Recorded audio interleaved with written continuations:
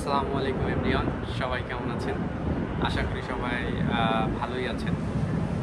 আজকে প্রচণ্ড বাতাস এবং বৃষ্টি, তার মধ্যেও ভাবলাম যে যেহেতু সময় পেয়েছি, এত সুন্দর একটা ওয়েদার, আপনাদের জন্য একটি ভিডিও তৈরি করে ফেলি। আজকে যেই টপিক নিয়ে কথা বলবো, আমরা অনেকেই আছি যারা হচ্ছে আইএলটিএস ছাড়া বাইরের দেশে পড়তে যেতে চাই। তো তাদের জন্য যদি সুবর্ণ সুযোগ বলেন, তাহলে আমি একটি দেশের নাম বলবো, ইউরোপের দেশ হাঙ্গেরি।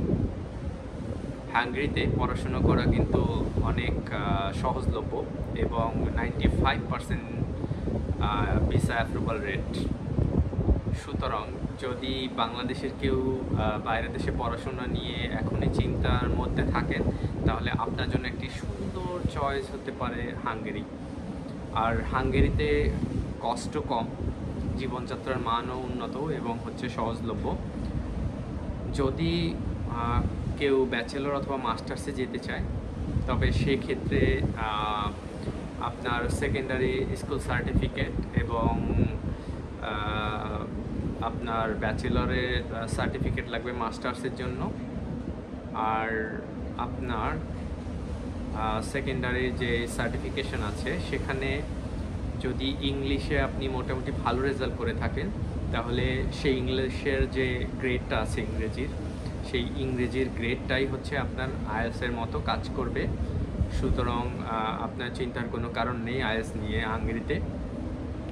আর যারা অলরেডি ব্যাচেলর পাশ করে ফেলছেন, এখন আপনারা হচ্ছে মাস্টার্সের জন্য পড়তে যেতে চান, তাদের জন্য আমি বলবো যে হাঙ্গেরি খুবই ভালো অপশন। কারণ তারা হচ্ছে আপনার ইউনিভার্সিটি থেকে যদি আপনি মিডিয়াম অফ ইনস্ট্রাকশন, যেটাকে আমরা এমওয়াই সার্টিফিকেট বলি, এমওয়াই সার্টিফিকেট নেন, সেক্ষেত্রে আপনি ওখানে পড়াশোনা করতে পারবেন এবং ইউনিভার্সিটি থেকে অফার লেটার পাবেন। Most of the university accepts MY. So আরেকটা সুযোগ যেটা হাঙ্গেরিতে, সেটা হচ্ছে আপনার যদি জব থাকে এবং আপনি হচ্ছে লং টাইম ব্রেক থাকে, যে আপনি লং টার্ম যাবৎ পড়াশোনার মধ্যে নেই, এখন মাস্টার্স করবেন, সেক্ষেত্রেও হাঙ্গেরি স্টাডি গ্যাপটা অ্যাকসেপ্ট করে। অনেক ইউনিভার্সিটি সেখানে স্টাডি গ্যাপ অ্যাকসেপ্ট করে। সো এটা আপনাদের জন্য একটি বড় সুযোগ, যেটা ইউরোপের অনেক দেশে করে না এবং অনেক ইউনিভার্সিটি করে না, আমেরিকাতেও করে না। সো আপনি এই অপশনটি নিতে পারেন। এরপরে যেই জিনিসটা লাগবে আপনার, সেটি হচ্ছে আপনার ফাইন্যান্সিয়াল যদি সলভেন্ট থাকেন, তাহলে সেটার ব্যাংক স্টেটমেন্টের দরকার হবে।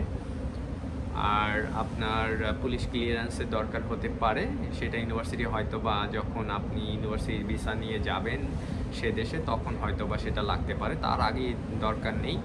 এছাড়া আপনার ভিসা পাওয়ার আগে ব্যাংক স্টেটমেন্ট তো শো করতেই হবে। যেমন অস্ট্রেলিয়া, আমেরিকাতে অনেক বড় বড় ব্যাংক স্টেটমেন্ট দেখাইতে হয় এবং ট্রানজ্যাকশন থাকতে হয় প্রচুর।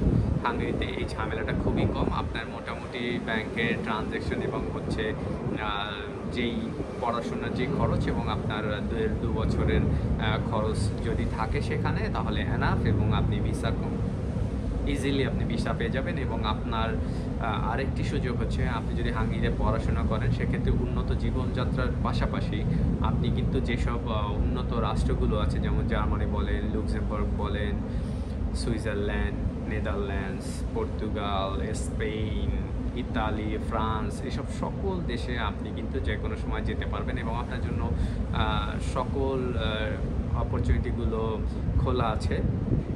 সো আপনারা যারা চাচ্ছেন যে না, আমি আসলে ইউরোপের মধ্যে যেতে চাই পড়াশোনার জন্য, বা হচ্ছে ভবিষ্যতে স্থায়ী হতে চাই, তাহলে হাঙ্গেরি হবে আপনাদের জন্য খুবই একটা ভালো অপশন। এই সেপ্টেম্বরে ইনটেকের জন্য কিন্তু এখনই ভিসা অ্যাপ্লিকেশন করার জন্য যেই অফার লেটার দরকার হবে আপনার ইউনিভার্সিটিতে অ্যাপ্লাই করে, সেইটা কিন্তু এখন অ্যাপ্লিকেশন ডেডলাইন সামনে। সো যত তাড়াতাড়ি আপনি অ্যাপ্লিকেশন করে ফেলবেন হাঙ্গেরিতে, তত তাড়াতাড়ি কিন্তু আপনি অফার লেটার নিয়ে আপনি ভিসার দৌড়ে এগিয়ে থাকবেন। আমার মনে হয় যে এটা বাংলাদেশি, ইন্ডিয়া, পাকিস্তান, শ্রীলঙ্কা, নেপালি সকল যে এশিয়ান লোকজন আছেন, তাদের জন্য এটা খুবই ভালো একটা অপশন। সো আপনারা চাইলে এটা লুফে নিতে পারেন। জাস্ট আপনাদের এই প্রস্তুতিও তেমন বেশি কিছু প্রস্তুতি নেওয়ার দরকার নেই। শুধুমাত্র আপনি ৫-৭টা ডকুমেন্ট আপনি রেডি করেই কিন্তু হাঙ্গেরির ভিসার জন্য অ্যাপ্লাই করতে পারেন। সো সবার জন্য শুভকামনা রইল।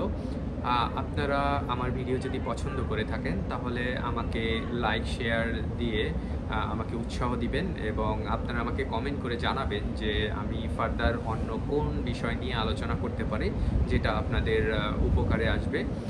সবাই ভালো থাকবেন, আপনাদের জন্য অনেক শুভকামনা রইল। বাই বাই, আল্লাহ হাফেজ।